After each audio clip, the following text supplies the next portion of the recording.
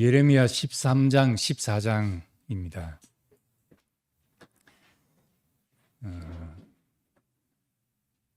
이제 같은 이야기의 계속된 반복 같지만은 이스라엘의 잘못을 질타하고 징계를 예고하고 또 하나님 마음을 표현하고 같은 반복 같지만은 그 어떤 비유나 상징들이 참 하나하나 음미해 볼 만한 그런 것들입니다. 13장에서는 이제 허리띠로서 썩은 허리띠로 이스라엘의 정체성을 나타내는 그런 어떤 상징적인 비유를 보여주고 있습니다. 좀 이상한 연극 같지만은 하나님이 예레미야에게 배띠를 하나 사서 내 허리에 띠고 물에 적시지 말라 이렇게 하셨습니다. 그리고 그 띠를 사서 내 허리에 띠니까 또 다시 이제 명령하기를 내 허리에 띈 띠를 가지고 일어나 유브라데로 가서 거기서 그것을 바위 틈에 감추라 하시기로 명령하신 대로 그것을 유브라데 물가에 감추니 여러 날 후에 여호와께서 내게 이르시되 일어나 유브라데로 가서 내가 네게 명령하여 거기에 감추게 한 띠를 가져오라 하시기로 그 감추었던 곳을 파고 띠를 가져오니까 띠가 썩어서 쓸 수 없게 되었다. 이제 이런 어떤 얘기를 기록하고 있습니다. 상징적인 이야기인데 이 띠는 왜 이렇게 했는가?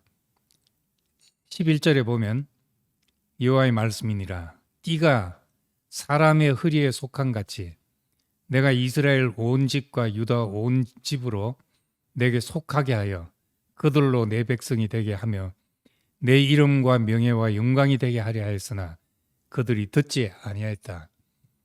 그러니까 하나님은 이스라엘을 자기 허리띠처럼 이제 허리에 띠고 그렇게 내 몸처럼 여기면서 내 이름과 명예와 영광을 나타내게 하려 했지만은 너희가 그 직무를 이제 거절했다는 겁니다. 그리고 왜 이렇게 못 쓰게 됐는가?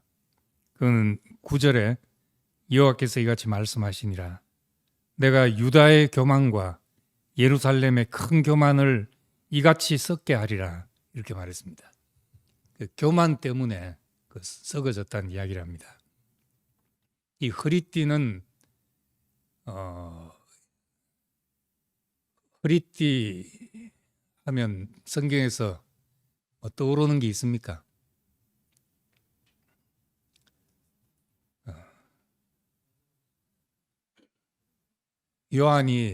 세례 요한이 광야에서 낙타 트롯을 입고 허리에 가죽띠를 띠고 메뚜기와 석청을 먹었다 하는 이야기를 합니다.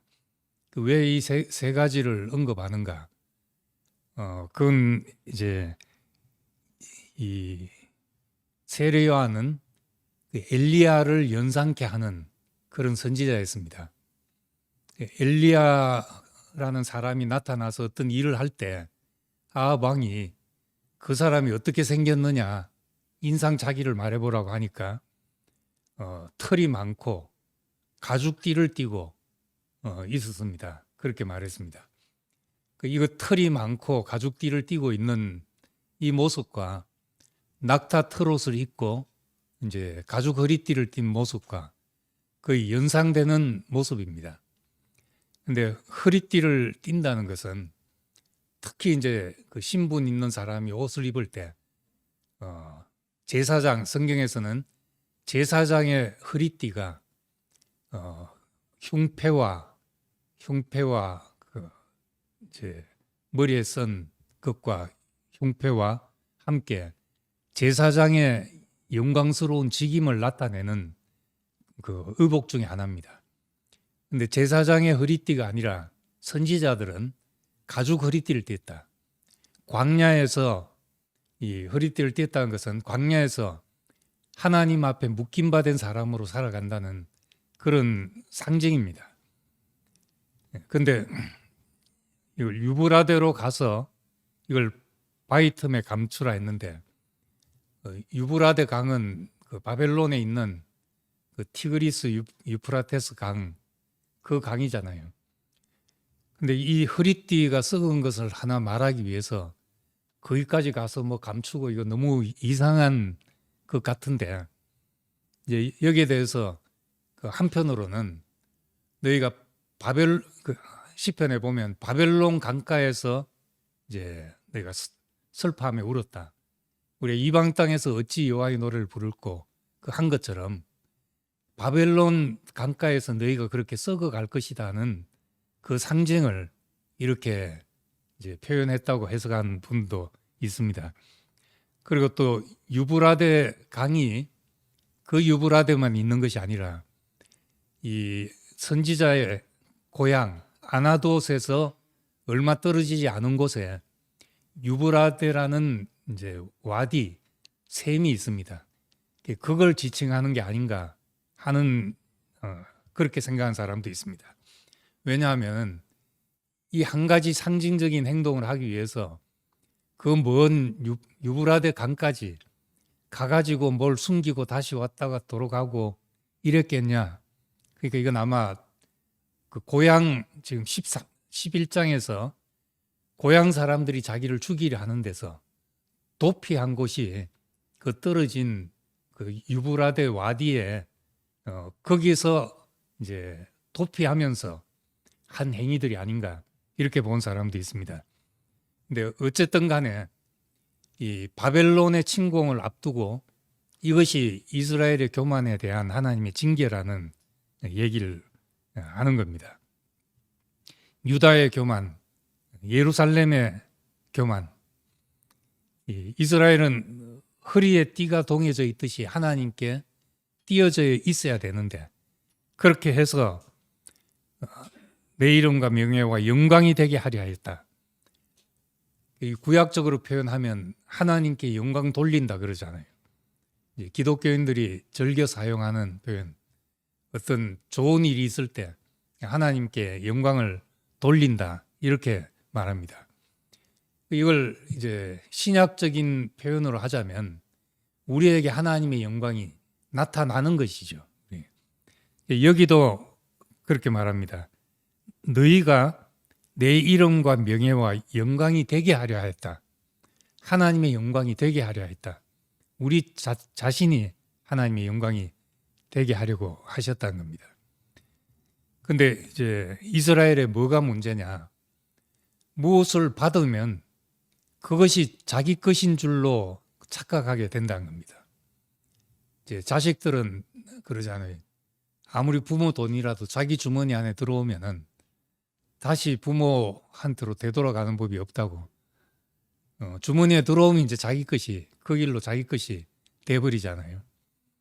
우리에게도 이름과 명예와 영광이 오면은 사람 이상의 전부 자기 영광이 되고 자기 명예가 되고 자기 이름이 되어버린다는 겁니다. 그래서 이제 교만해지고 그것이 유다의 교만, 예루살렘의 큰 교만이 되게 됐다는 겁니다. 그 유다의 교만은 그것이죠. 하나님이 우리를 택하셨다 하는 것인데 하나님의 선택의 그 정신을 보면은 노예들을 불러냈습니다. 노예들을 불러내었고 모든 민족 중에 수가 가장 적기 때문에 내가 너희를 택했다. 그 신명기에 그렇게 말씀합니다. 이스라엘 나라가 건국할 때도 다윗의 왕국이 건국할 때도 목동 다윗을 택하셔가지고 물맷돌로 골리앗을 이겼다는 겁니다. 이 상징적인 사건, 하나님은 정말 미련한 것으로, 약한 것으로, 세상에 지혜롭고 강한 것을 이기게 하는 이제 그런 도구로서 이스라엘을 택했습니다. 그런데 하다 보니까 이제 우리가 잘난 줄 아는 이제 착각에 빠지게 되는 거죠. 자신이 특별한 줄로 착각해야 된다는 겁니다. 그래서 너희에게 은혜를 주신 것, 우리에게 더 큰 은혜를 주신 것은 사실은 더 구제불능이었기 때문에 더 큰 은혜를 주신 것입니다. 하다 보면은 왜 나는 이렇게 하나님의 택함 안에 있나? 왜 나를 부르셨나? 왜 내게 이렇게 귀한 어떤 진실이 내게는 눈이 떠졌는가? 내가 다른 사람보다 나은 게 뭔가? 뭐가 나은 게 있는갑다. 뭔가 그래도 내가 하나님을 찾는 마음이 있었든지 내가 뭐 순수하든지 이런 생각을 하게 됩니다. 그러다 보면은 이제 이스라엘과 같은 선민 사상, 교만에 빠지게 된다는 겁니다. 근데 이 이스라엘 교만을 깨트리기 위해서는 마치 곰팡이 난 띠처럼 썩은 띠가 될 때 우리 교만이 깨지는 거죠. 이 이스라엘이 얼마나 구제불능인가는 23절에 이야기하고 있습니다. 구스인이 그 피부를 변하게 한다. 구스인은 아프리카 이디오피아가 옛날 이디오피아 이름이 구스입니다. 그러니까 아프리카 사람이 그의 피부를 표범이 그 반점을 변하게 할 수 있느냐? 할 수 있다면 악에 익숙한 너희도 선을 행할 수 있다. 너희가 바뀌는 것, 너희가 사람이 악에서 떠나고 개과천선하는 그런 일은 흑인의 피부가 바뀌든지 뭐 반점에 표범의 반점이 사라진다든지 그게 불가능한 만큼 너희는 구제불능이다. 이 말을 하고 있는 겁니다. 우리가 이 구제불능이기 때문에 새 언약이 필요한 것이죠. 하나님의 약속을 바꿔서라도 이제는 일방적으로 하나님이 하셔야 우리가 구원되는 존재, 은혜라야 구원되는 존재, 그런 존재이기 때문에 지금 구약을 통해서 얼마나 구제불능인지를 이렇게 드러내고 있습니다.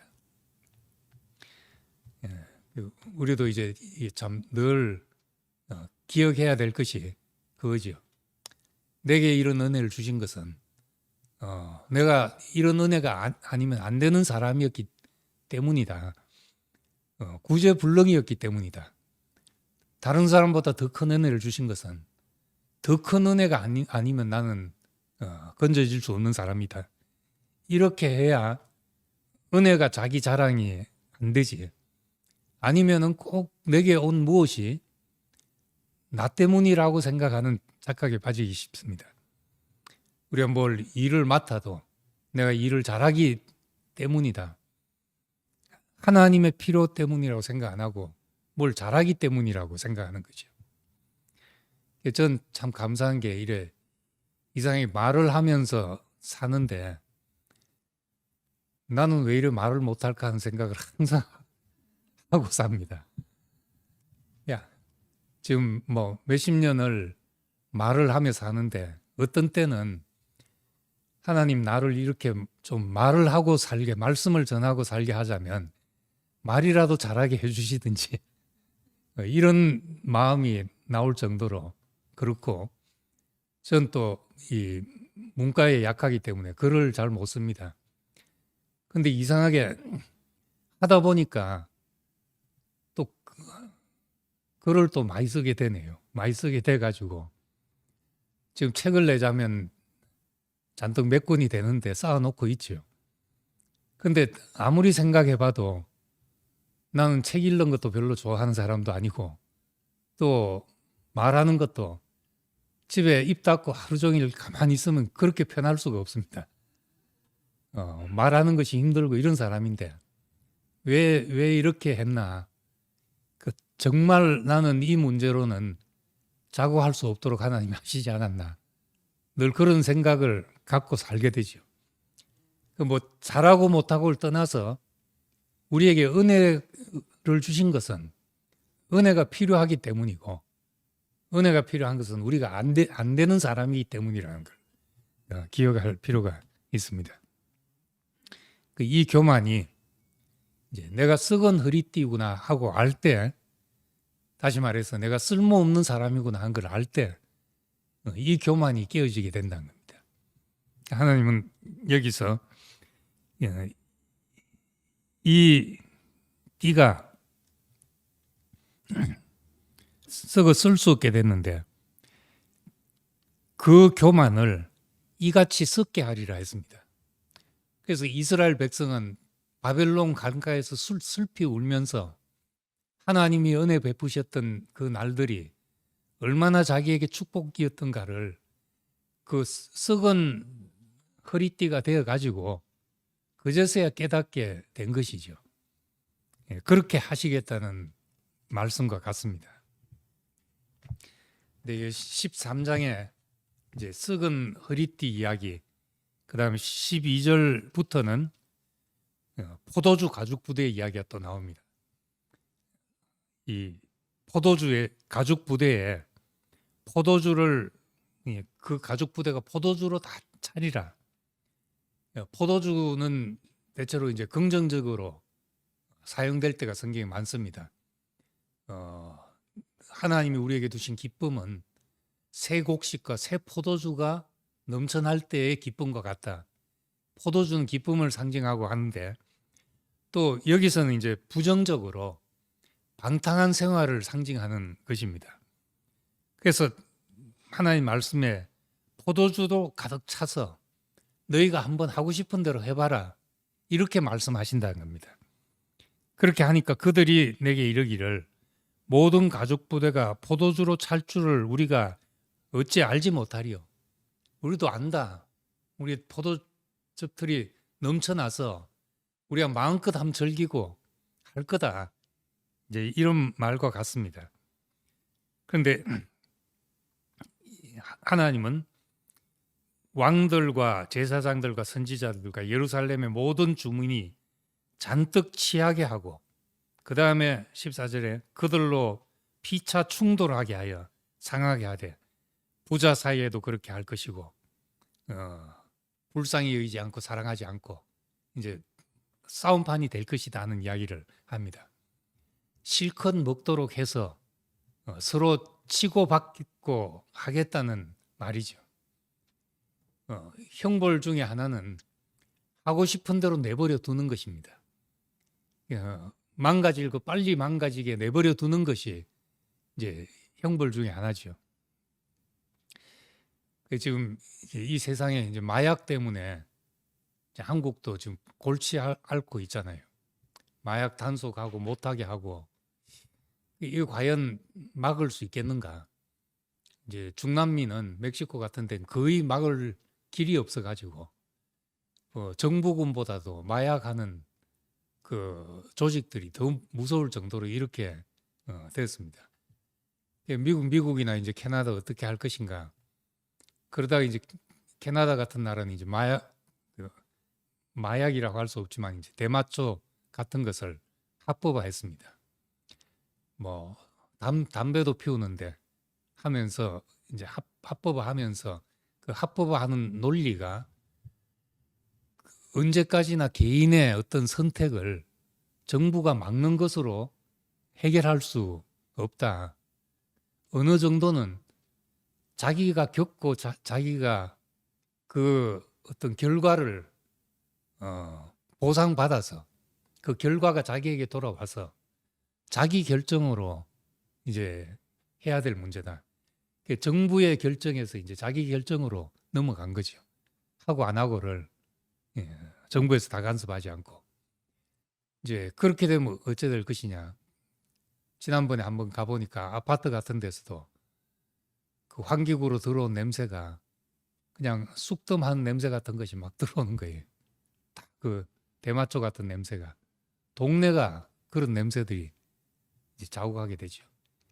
그러니까 앞으로 세상이 어떻게 될지 모르는데 그 사람이 한번 그 육체의 욕망과 하고자 하는 것이 지향하는 것은 참 막을 길이 없습니다. 술도 중독이 되면 끊기 힘들잖아요. 그거 계속 먹으면 죽는다 해도 끊기 힘들어지고, 음식도 막 땡기면은 안 먹어야지 배부를 땐 결심하면 되는데 배고프면 막을 길이 없죠. 그렇게 되면 이제 몸이 겪어서 값을 치르는 수밖에 없다는 겁니다. 여기 말은 그런 거죠. 너희가 한번 그래, 한번 취해봐라. 한번 해봐라 그래. 얼마나 망가지나 보자. 하나님이 그렇게 할 정도로 이제 이 이스라엘이 구제불능이라는 것, 유다가 구제불능이라는 것을 얘기하고 있습니다. 그 다음에 이제 뭐 계속 이야기를 하는데 흑암에 갇힌 자, 양떼를 도둑맞은 자, 그 다음 배신당한 21절에 너의 친구 삼았던 자들이 너를 배신할 것이다.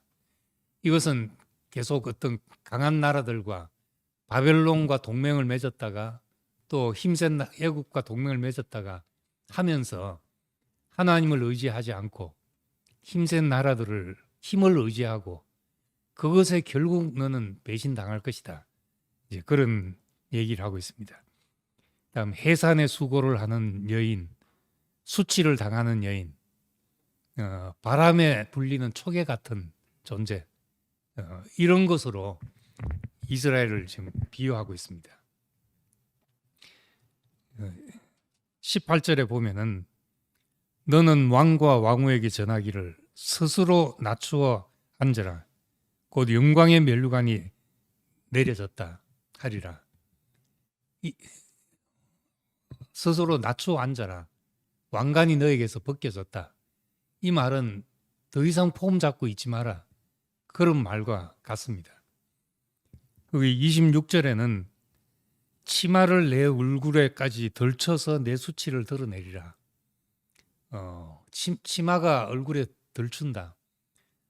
요즘은 이제 뭐 짧은 치마도 있고 찢어진 치마도 있고 폼 잡고 다니지만은 그 당시는 치마가 덜쳐진다는 것은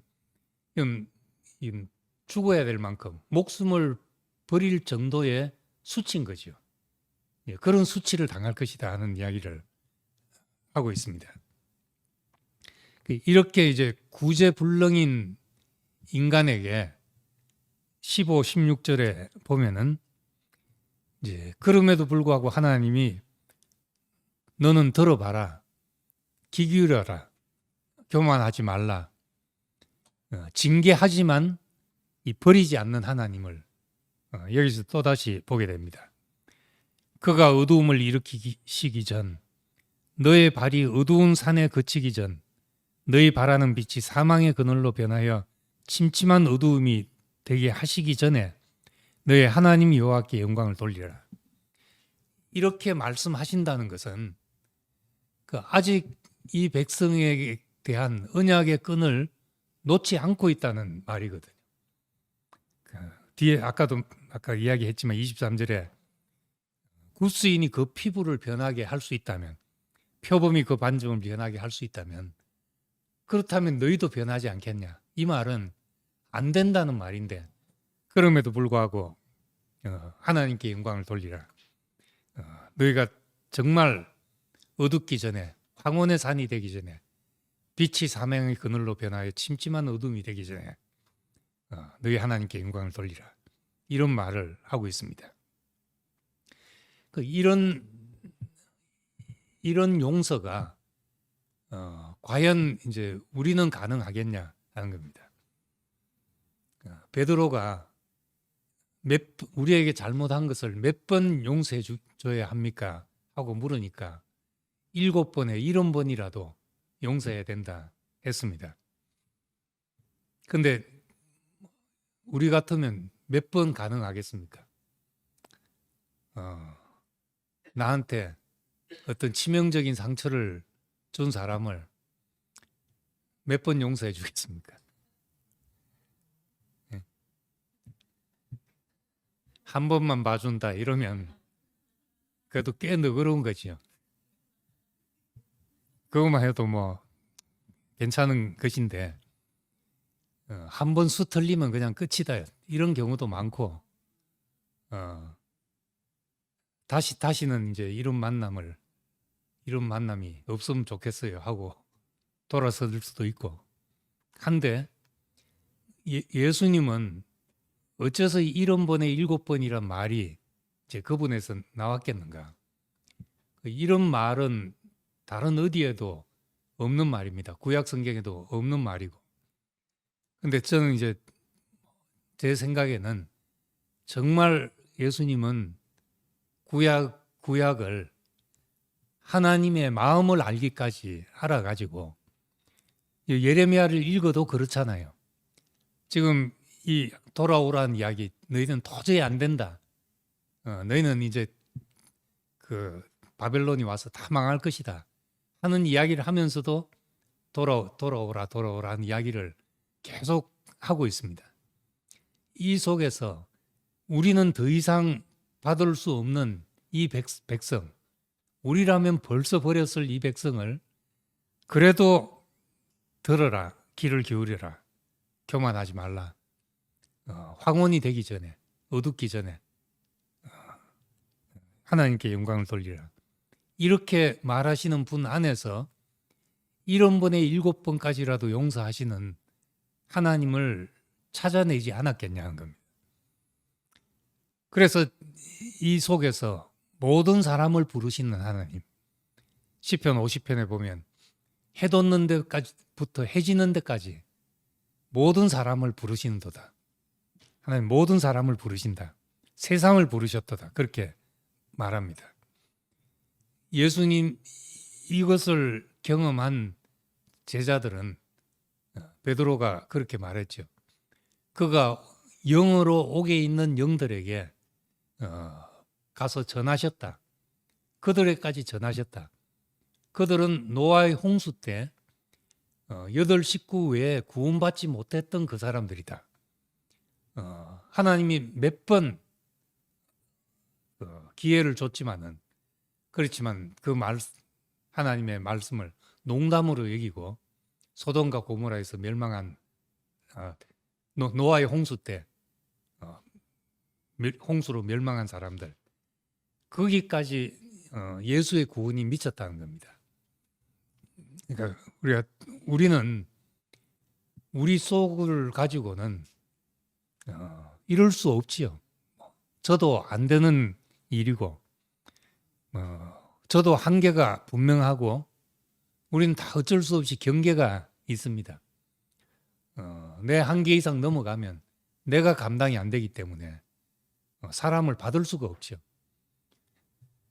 근데 우린 예수님의 그 7번에 1원번이라도 용서하라는 이 말씀이 좀 보면서 예레미야서를 읽으면서 그 마음이 나오지 않았겠나. 그 쉽고 하나님의 말씀 끝끝내 자기를 바꾸셔서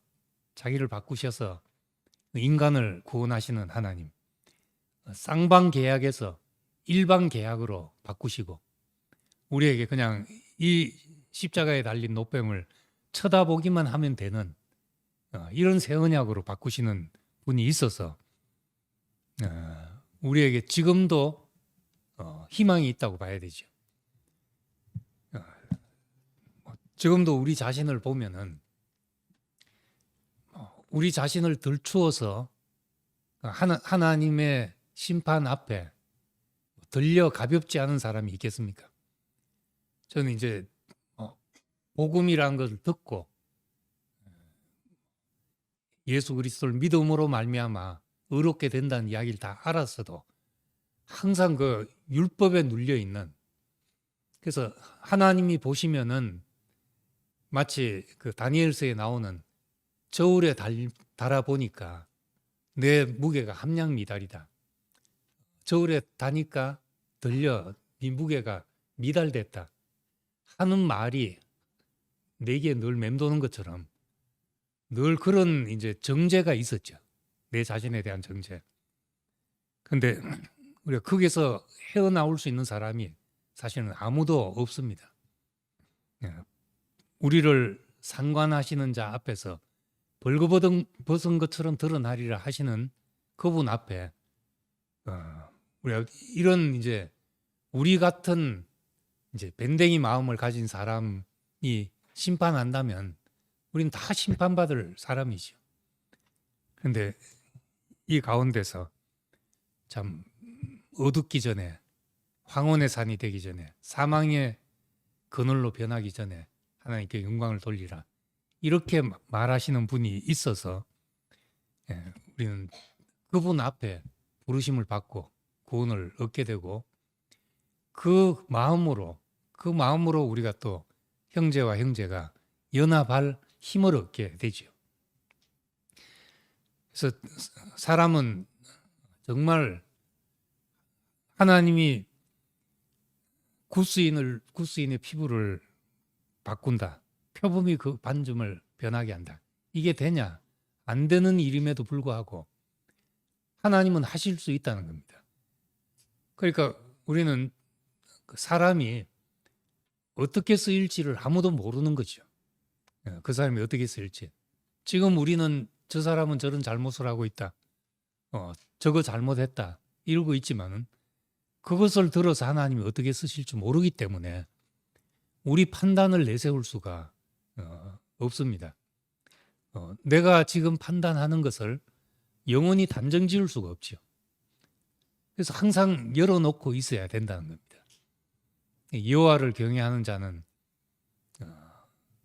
여호와를 경외하는 것이 지식의 근본이다.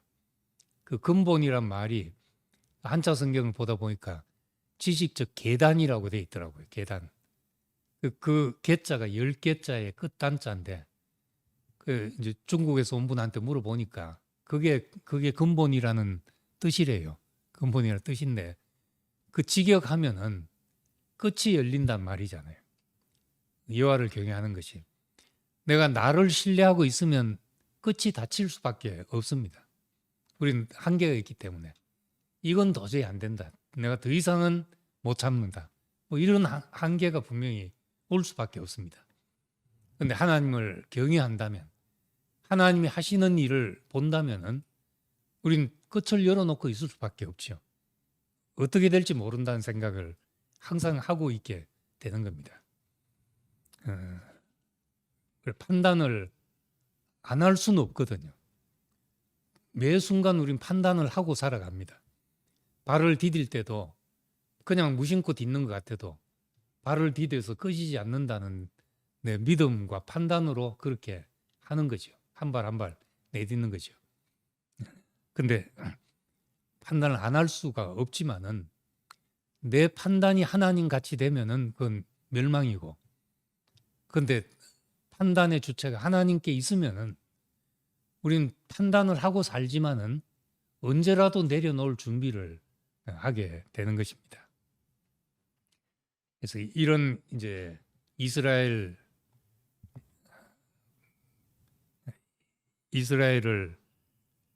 기다리시는 하나님, 이 앞에 이제 14장에 가면은 이제 그 하나님 앞에 무릎 꿇고 또 기도하는 내용이 나옵니다. 1절부터 6절까지는 이제 극심한 기근을 묘사했습니다. 귀인들도 자기 사안을 보내서 물을 얻으려 했지만은 물을 얻지 못하고, 또 땅은 비가 없어서 땅이 지면에서 갈라지고, 들의 암사슴은 새끼를 낳아도 풀이 없으므로 내어버리고 새끼를 버릴 정도로 이런 극심한 기근을 얘기를 하면서 이런 기근을 이제 이스라엘과 유다가 당하게 될 것이라는 겁니다. 근데 7절에 우리의 죄악이 우리에 대하여 정언할지라도 주는 주의 이름을 위하여 일하소서. 이 기도가 사실 우리도 할 수 있는 기도가 있다면 이거죠. 우리가 어떠한 사람이었든지 간에 주는 주의 이름을 위하여 일하소서, 이렇게 말합니다. 출애굽기 32장에 보면은 모세가 31장에 모세가 십계명의 두 돌판을 받고 내려올 때 32장에 보면은 우리를 인도하는 신을 만들자 하고 금송아지를 만들게 됩니다. 백성들이. 그걸 보고 하나님이 노여하셔서